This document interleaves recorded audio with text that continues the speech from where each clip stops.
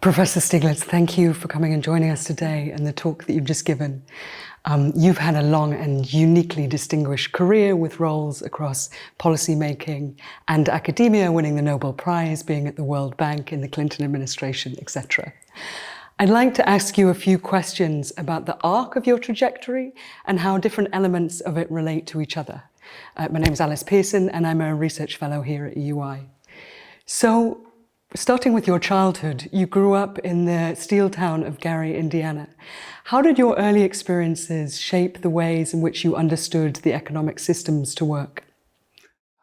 Well, I think it shaped it probably to be less enthusiastic than a lot of my classmates who grew up in rich suburban areas. I was confronted much more clearly by some of the downsides of, you might say, capitalism.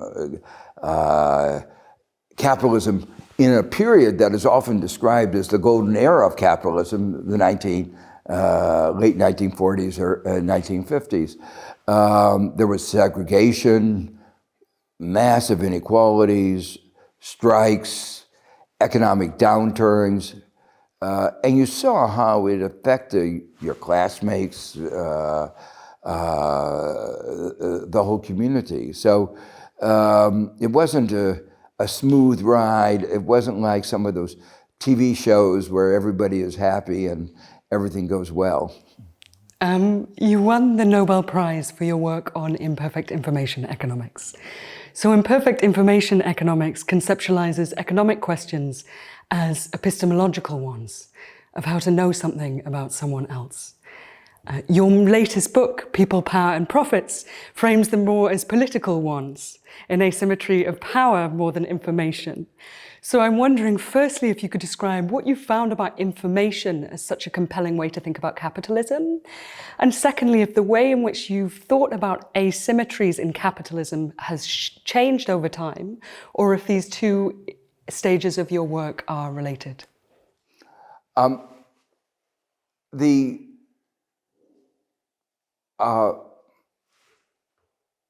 First, I was very, when I began my PhD in economics and went through our first year classes about how markets work, the picture that we got was very different from the picture that I had experienced. And that led me to ask, what was wrong with the model? I understood mathematics, I understood deductive analysis, and so the question is, which of the assumptions that went into the model was wrong? And, obviously any model has many assumptions, and one has to ask which is the most important or the most critical. Well, there were, again, even many critical assumptions. You have to begin somewhere. One of the things that obviously affected my choice is I wanted to be able to persuade other people. I wanted to get a job, obviously. If you take assumptions that at that moment of history are too far out of the mindset of where people are, it's very hard to move them. So, for instance, the assumption that people's preferences are shaped by their society, we call endogenous preferences, was just too big of a stretch. And so while I was very aware of that as a critical assumption, I wasn't sure at that point how to develop that, and I knew I would run into resistance. But something that nobody could deny was that we didn't have perfect information. And so I asked the question, if we just tweak the model a little bit towards more realism of imperfect information, what would happen? And it turned out the whole artifice collapsed. Even a little bit of information destroyed all the standard results that economists had based all their arguments, policy analysis on. So there was a little bit of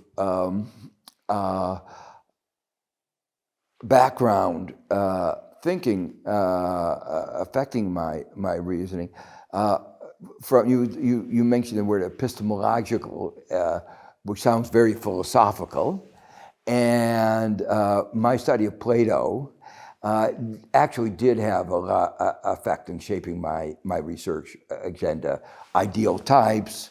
We didn't, when economists were talking about ideal types, but that's not what people transacted on in the market. They were, is this a good, productive individual or a bad one, unproductive?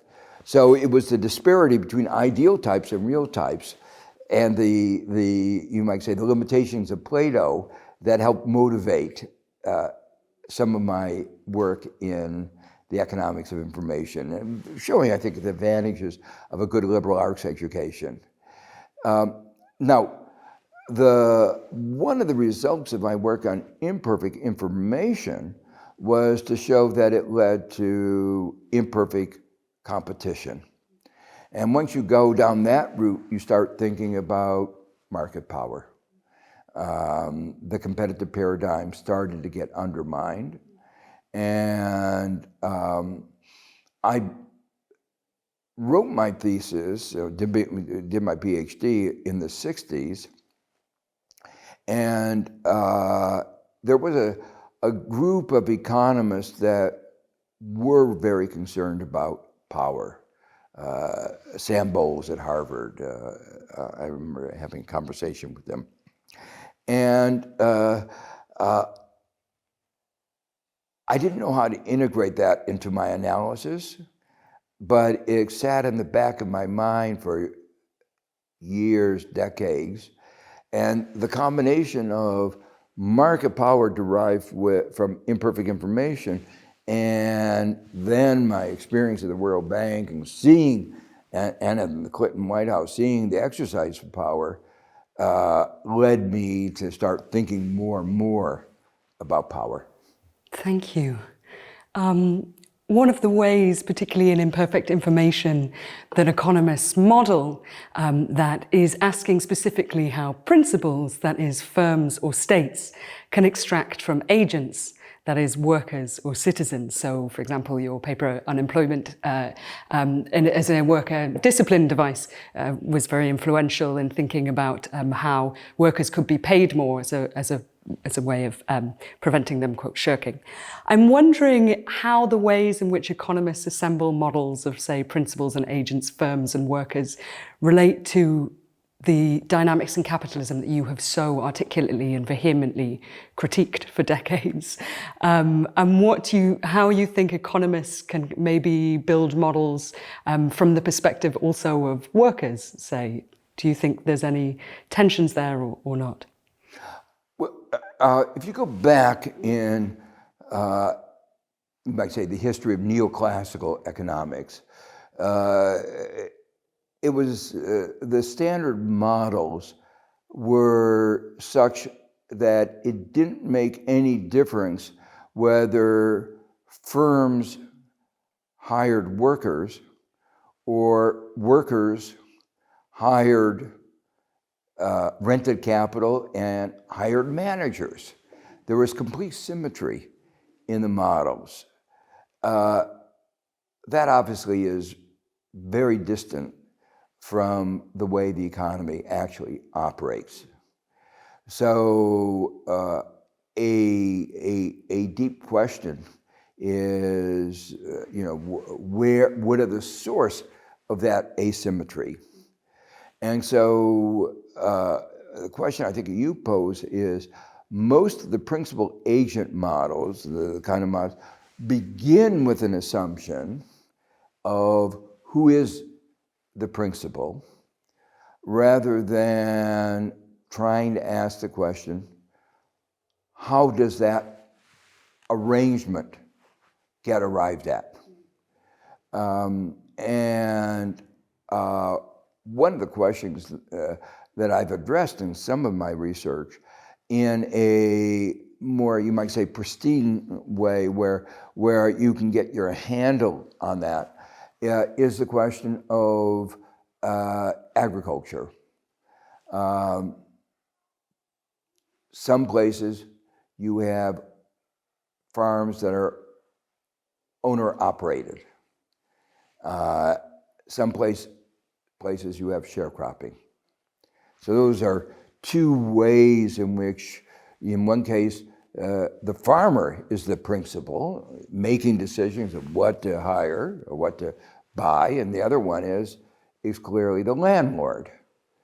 And that has a lot to do with history and power, and the interaction of history and power. So that's where I think economics ought to study more how these relationships come to be. Yeah, thank you. And I wanted to just ask you about that, your influential efficiency wage model, because when you originally modeled it, you said that it was a way in which you were talking about how blue-collar workers could be paid more. One of the most explicit contemporary applications or uses of that efficiency wage logic is for paying bankers high wages. You've been an outspoken critic of incentive structures in finance, so I'm wondering how you feel about that use of the model, but also what you think it says about the economics and financial professions. Well, one of the things I've made very clear is what is going on in finance cannot be explained by these incentive systems. One of the things I've argued that in general, incentive systems of managers should be based on relative performance and take into account other factors that might lead to high profits.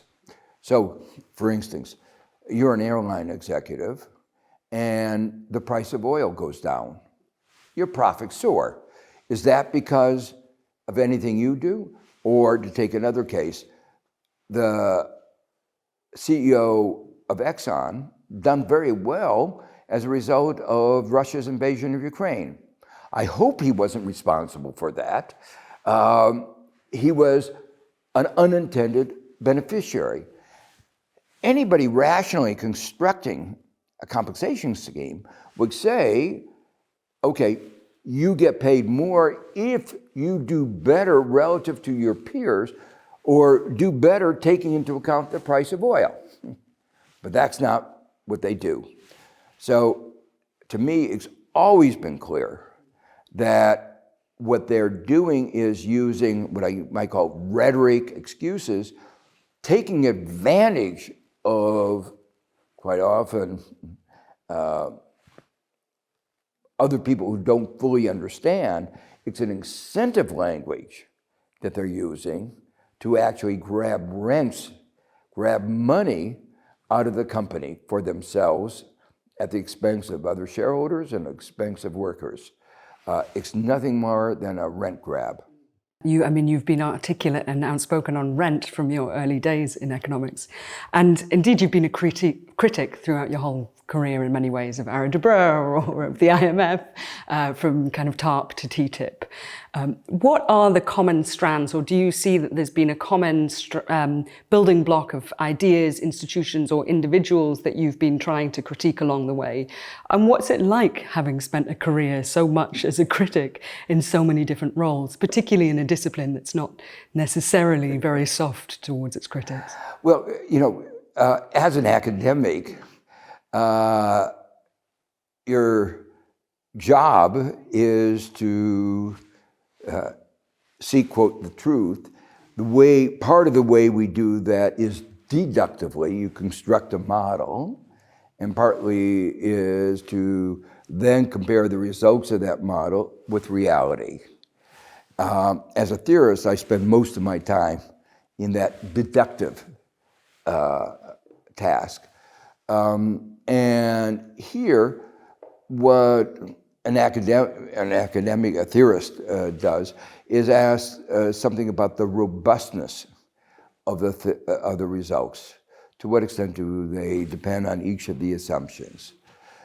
So in a way, Arrow and DeBrew created the framework that said, here are a set of sufficient conditions under which Adam Smith's invisible hand, the most important theorem in economics, are true.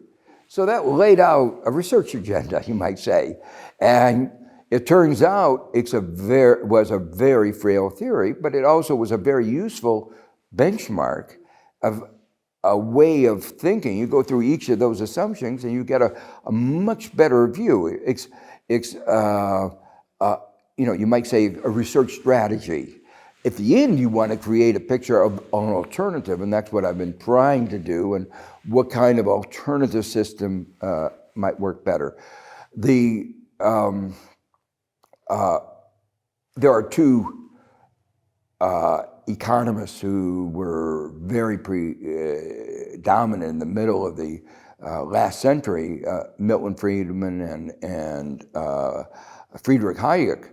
And they wrote two books, one called Capitalism and Freedom, and the other called The Road to Serfdom, in which they tried to argue that capitalism was an efficient system and was the only system that would deliver on democracy.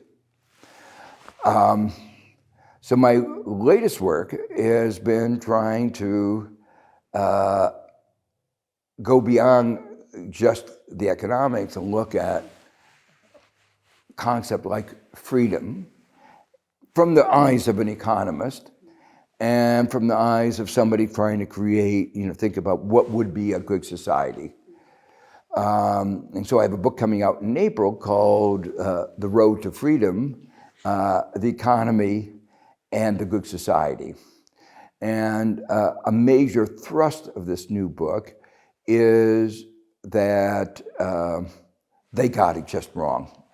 That, in fact, the neoliberal capitalism, which they advocated, in effect, was setting us on the road to fascism.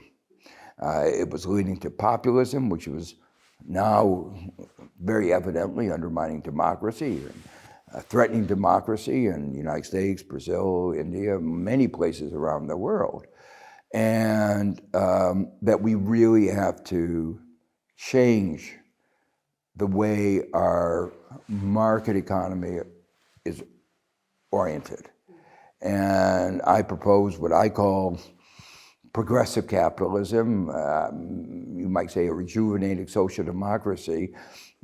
The name doesn't matter so much as what are the principles, and it's based on a richer ecology of institutions, a better balance between market, state, civil society,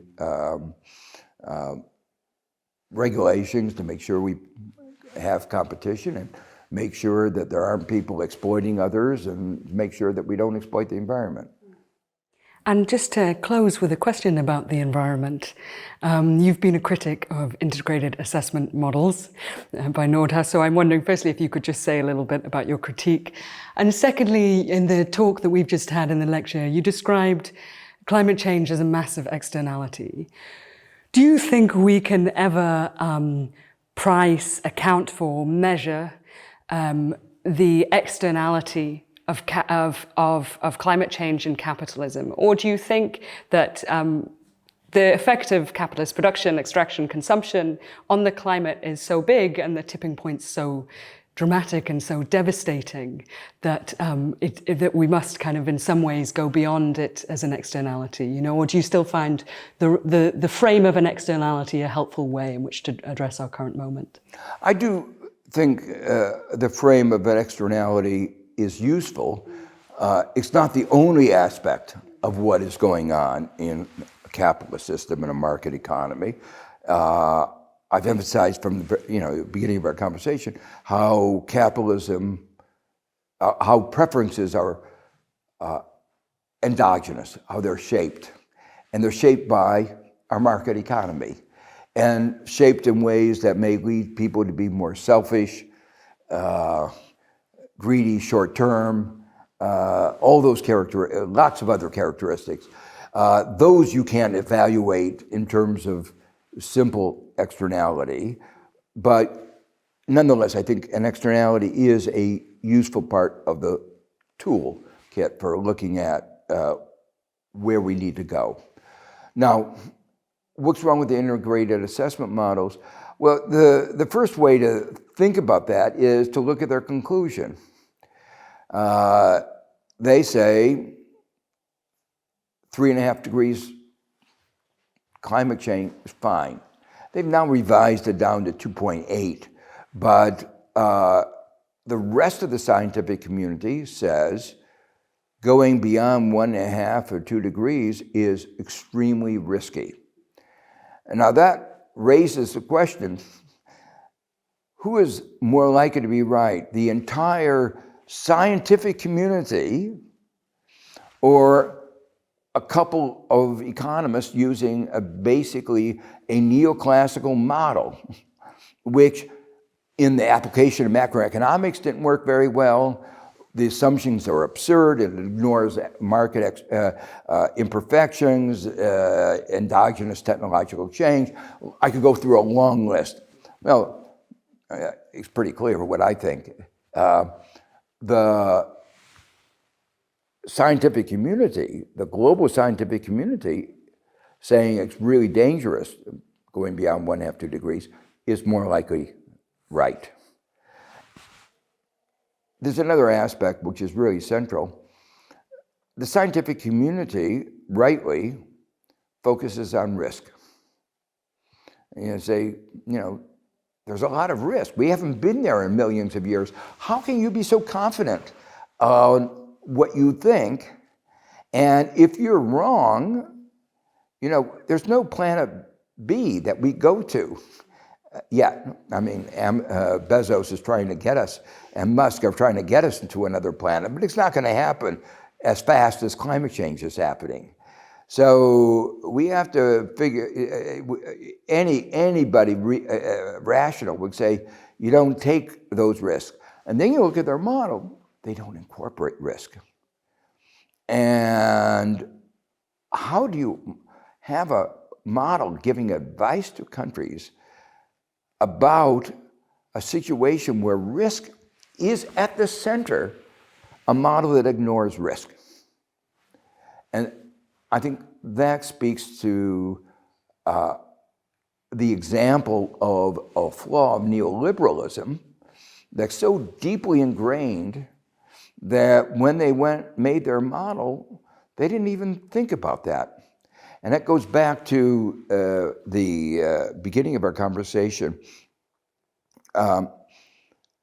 When Debreu wrote his book, Theory of Value, and proved his theorems about the first fundamental theorem of welfare economics and existence, he listed a set of assumptions. He didn't list the assumption of perfect asymmetric information. For him, that was so ingrained that he didn't think of it as an assumption. And that's the point. If you live in a world where you ignore risk, where you ignore asymmetries of information, you don't even realize that you're making those assumptions. And that's what I think economic theory is supposed to do, is supposed to expose those assumptions that are taken for granted, but turn out to be critical in the analysis. Thank you, Professor Stiglitz. It's been a pleasure. Thank you.